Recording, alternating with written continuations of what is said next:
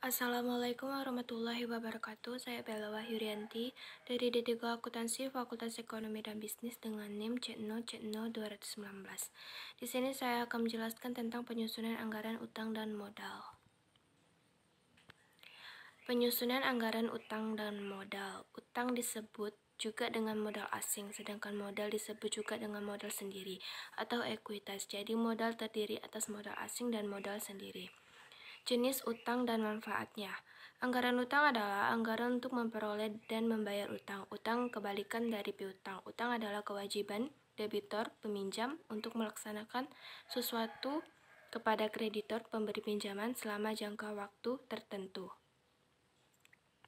Jenis utang. Jenis-jenis utang jangka pendek. 1. Utang usaha. Utang usaha atau utang dagang merupakan saldo yang terutang kepada pihak lain atas barang, perlengkapan, atau jasa yang dibeli dengan akun terbuka. 2. Utang pajak.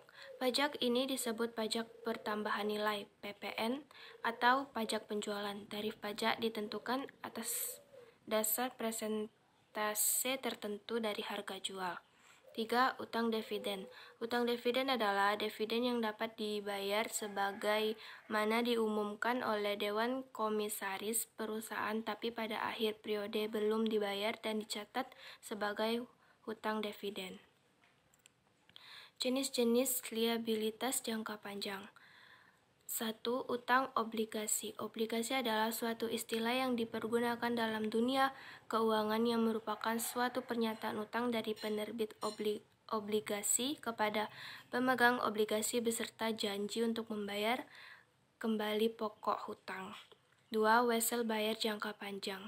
Wesel bayar jangka panjang memiliki substansi yang sama seperti obligasi di mana keduanya mempunyai tanggal jatuh tempo yang tepat dan suku bunga yang ditetapkan atau implisit.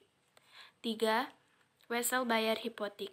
Bentuk paling umum dari wesel bayar jangka panjang adalah wesel bayar hipotek. Wesel bayar hipotek adalah wesel promes yang dijamin dengan suatu dokumen yang disebut hipotek yang mengandalkan hak atas properti sebagai jaminan pinjaman. Manfaat anggaran hutang dan modal.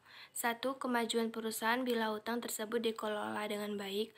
2. Ekspansi kegiatan perusahaan dan kegiatan produksi. 3. Sebagai modal kerja. 4. Untuk membiayai aset tak lancar. Faktor yang mempengaruhi anggaran hutang. Ekspansi. Setiap perusahaan yang ingin menerapkan going concrete atau tetap berjalan dan sukses, maka haruslah berusaha untuk dapat selalu berkembang. Berkembangnya suatu perusahaan selalu menyangkut masalah pembelanjaan. 2. Struktur modal. Dalam hubungan dengan struktur keuangan dan struktur kekayaan dikenal dengan adanya pedoman atau aturan struktur keuangan yang konservatif baik vertikal maupun horizontal. 3. Ilustrasi penyusunan anggaran utang. Baiklah, terima kasih itu yang bisa saya sampaikan. Assalamualaikum warahmatullahi wabarakatuh.